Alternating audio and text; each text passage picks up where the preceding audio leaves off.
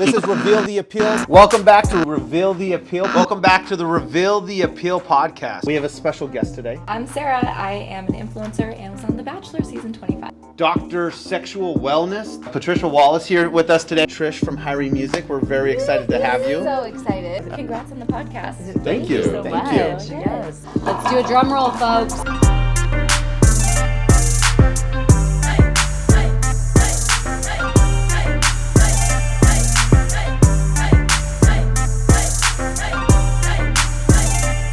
Reveal the Appeal, brought to you by BTL, the makers of EmSculpt Neo and EmFace. I feel like most people probably know me from Matt James' season of The Bachelor, season 25. Super dramatic, so crazy. Yes. So fun to watch. We love that show. Yes. We were like fanning out on that show. Fun to watch and just what a crazy experience. But beyond that, I got my roots in journalism, broadcast, TV reporting, and anchoring. Worked for both ABC and NBC affiliates, have my own podcast, and kind of created my own personal brand and media company from that. Thank you for having me first off. My name is Trish, and I'm the lead singer for a band called Hyrie. We are a reggae band. I'm from Hawaii, and my band resides here in San Diego, and we've been touring for 9 years, and just really enjoying the ride. Say, and I'm waiting for you, love, it's not right, ain't it, babe? Yeah, you have an upcoming tour happening, I think, in October. I do, yeah. Yeah. How many cities? 35, 36 city tour? Something like that. Something like 35, 40 dates. Okay. Jeez, that's a So lot. where's your favorite city to perform in? Ooh. Since you've been all That's really tricky. Come on, girl. I mean, it really depends. All of them. Wherever I'm at. I would say, our hometown show is San Diego. So we love coming back and getting to play at the place that we birthed as a band. I love New York. I got to say the food is amazing. Yeah. So you kind of have, you look forward to the people that are coming to the show, but also the good food you're going to eat before you play and after. Yeah. Definitely love when we go overseas too. Oh, So we go to Mexico, we've been to Canada, and looking forward to playing in Europe too. Ooh, nice. We're going to Europe tomorrow. For Tomorrow. Josh's We leave 40th tomorrow. birthday. Congratulations. For our first time. Yes. Yeah, so yeah. Yes. We'd love to see you play. I am a urogynecologist or a specialist in female pelvic medicine and reconstructive surgery. I am double boarded in gynecology, and then I did 3 extra years of female pelvic medicine and reconstructive surgery in California. What does that mean? That means that basically Yes. I take care of all of things down there that can go wrong, but also to help women with their pelvic health. My use that focus later. is really to empower women to live their best lives in their best bodies, to give women back hormone balance, to help restore intimate relationships between women and their partners through, hormone balance and through body wellness. And that's just one side of my, my life. I also am a mother of 3. I have 3 sons, ages 20, 18, and 13. I am a mother of a special needs child, so I live a child with autism. And I'm a hot yoga instructor. Actually, let me rephrase that. I teach hot yoga. Yes. I love that joke. I got one quick question. When you get Botox done, does anybody ever ask you why or anything like that? Yeah, I think actually the why, not so much anymore. Good. Especially living in LA. Yeah. Maybe the older generation of people, Yeah. like, people that are my mom's friends' age, they're like, well, why are you doing that? I haven't even done that yet. And I'm like, well, I'm not going to have wrinkles. What does it feel like when you have your abs treated? I love the way it feels. So I used to be a little intimidated by the intensity. And then one of your texts actually drove me all the way to 100 and was like, you can handle it. You can handle it. And I was like, I can? Yes, Mom. And she got me there. She got me all the way there. And the next day, you laugh, you do anything where you're contracting your abs, and you're like, what a good workout. So I do feel the difference. And when I had a chance to do 4 of the treatments in a row, I did notice that I was still cutting in my abs a month after, I can still feel the engagement in my core. I've lifted weights my whole life, so lifting weights for me is the most important thing that helps me maintain my body composition and my shape. So I'm a big advocate for that, and so I really push that actually with all my patients. And then self-care, I do hot yoga as well. Not only am I an instructor, but I started actually out doing hot yoga when my son was diagnosed with autism, and it was just an escape, a way to leave everything outside the room and just let your body like just weep on your mat and let go of everything, toxins, stress. And so when you walk into that room, it's like fight or flight, and you have to take total control over your body with your mind. And it's an amazing way for me to stay now centered, and it gave me the gift of patience for sure. Okay, that's awesome. That's cool. I feel like with reality TV and being on TV, do you ever feel like you have that pressure to look a certain way and maintain like a certain image for yourself? I feel like it is pretty tough when you are in the public eye because it is a searing hot spotlight sometimes. All the time, yeah. It can be very intense. And I think right after the show, it was kind of an interesting time because with COVID, everybody was wearing masks, so people couldn't really identify me right after the show.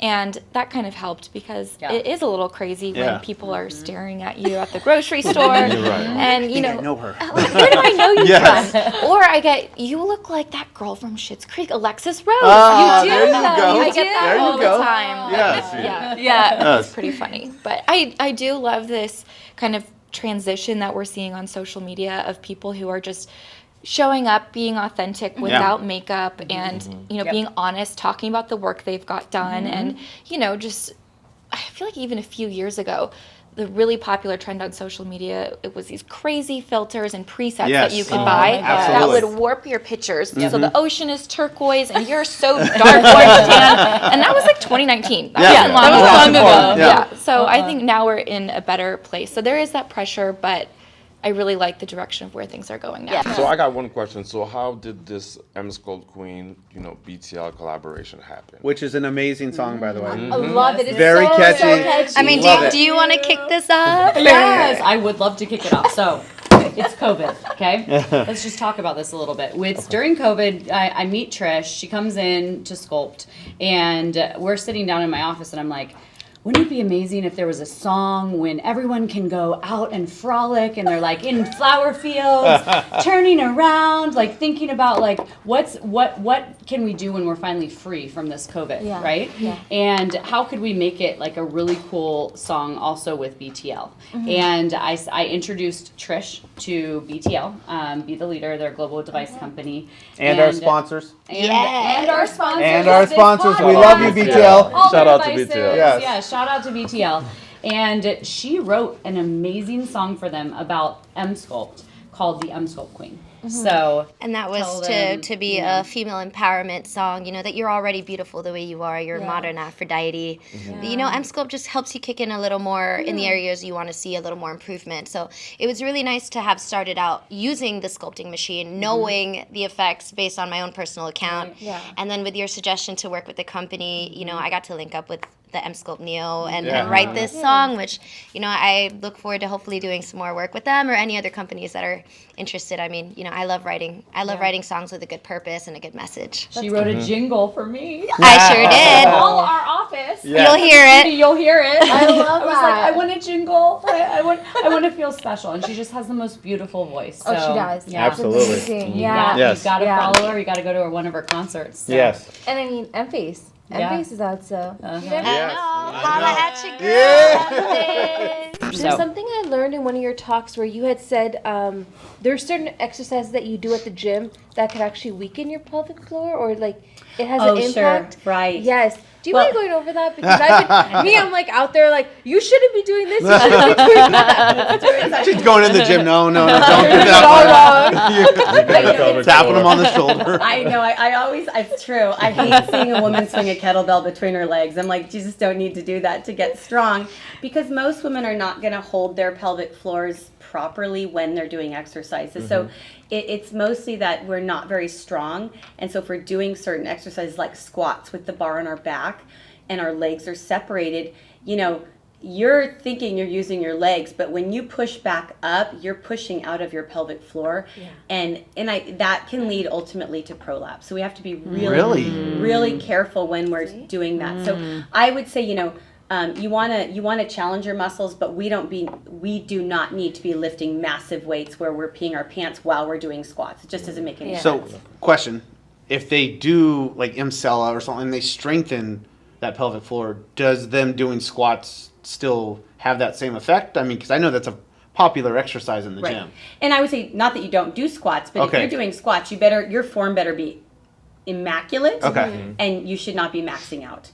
But yes, you should have a strong pelvic floor because it's going to help actually your squats. Because now you're not going to be pushing out of your pelvic area. Yeah. You're actually going to be engaging your legs and your glutes, which is what you need to do. Oh, how interesting. Really cool. Yeah, that's really cool. So much, every time. How much time do you feel like you spend on social media a day since you have to keep up with your account? That's a very good question. Right? Because we're all kind of guilty of this. And you have to, because it's kind of a career at the same time, like your brand. Totally. I feel like there's work from home and there's work from phone. And my career is work from phone. I love that. I mean, this is my computer. My iPhone is my computer. I edit all my videos on there. I mean, I'm constantly on my email, and so when I get that your screen time is 24 hours a day, I'm like, that's right, it is, because that is my job. But I love it. And people say, oh my god, like you always have to be posting and editing, like aren't you exhausted from that? And I'm like, no, I love that. And so people that want to be influencers or on social media, you really have to be passionate about it, because 100%. if you're just in it for whatever, you really have to enjoy doing it, otherwise you're going to get burnt out so quick, because it's a lot harder than people think. Another thing that people are doing is getting tattoos. Just I'm the tattoo. I'm the tattoo person on the podcast. I have to be an advocate I for think the you tattoos. probably have more than me. Yeah, a little more. So, how do you go just as far as the placement of your tattoos? Is it do they all have a meaning, or like how do you go about just like the selection of like putting stuff on your body that's also part of like your personal aesthetic? Yeah. Image. I would say 90% of my tattoos were done by my friends. I usually leave it up to them to kind of tell me what looks most aesthetically pleasing. Because I've had so much control over my tattoos, they are a little sporadic and random. They're not like fully fleshed out. But I just go by feel. Sometimes I go in not knowing what I'm going to get, and then inspiration just hits me. And that's how I am with songwriting, too. I don't like to have a clear image of what I want. Sometimes I'm just in the moment, and I let that live on me forever. That's cool. I love that. You do tattoos as I well. tattoo as well. Right? Do you have a shop, or like do you do it freelance? So the story behind it is when COVID first hit, and all of us, we were out of jobs, especially musicians. I mean, it was almost how long until we got to play music on stage.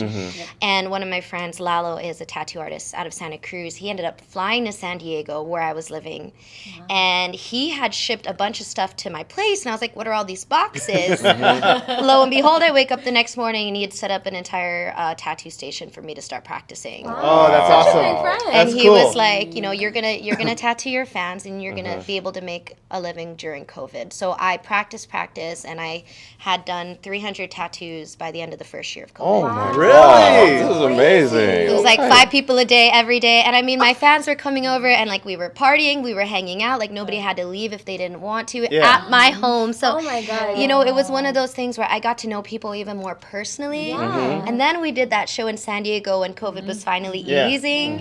And I was like, hands up if you got a Hyrie tat. And there were so many hands. And I was like, That's amazing. Yeah, that's awesome. it was a humbling experience. But ever since then, I've been tattooing. Yeah, this is great. I think you're the first artist that I've known that has been, kind of like having a side hustle as a tattoo artist. I think it's like really dope. And it's really cool because that's a whole different way to connect with your audience. Yeah, I mean, you can get lyrics done. It doesn't have to be mine. It could be another favorite artist. I mean, there were so many things that opened up that I could do creatively. And it was nice to have something other than music to escape through, especially during COVID. Well, this has been amazing. Thank you so much for being on our podcast, Sarah. I feel honored. My name is Josh Holden. Instagram is HTBJosh. Please follow me.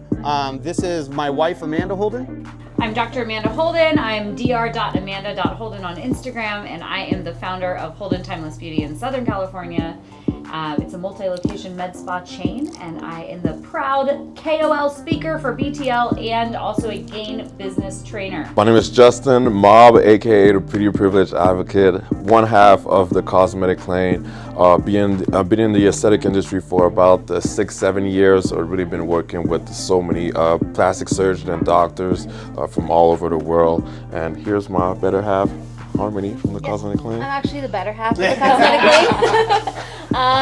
Simply Harmony on Instagram. I've been in marketing. I've worked with TMZ for a while, so I bring in like that fun entertainment aspect of the cosmetic industry, I guess. Yeah, absolutely. And the whole purpose of us actually creating the Cosmetic Lane was just so that we could educate and inspire more people to break into the industry. So yeah, I'm excited. So we have a powerhouse team Absolutely. to put our minds together and bring you the best that we possibly can.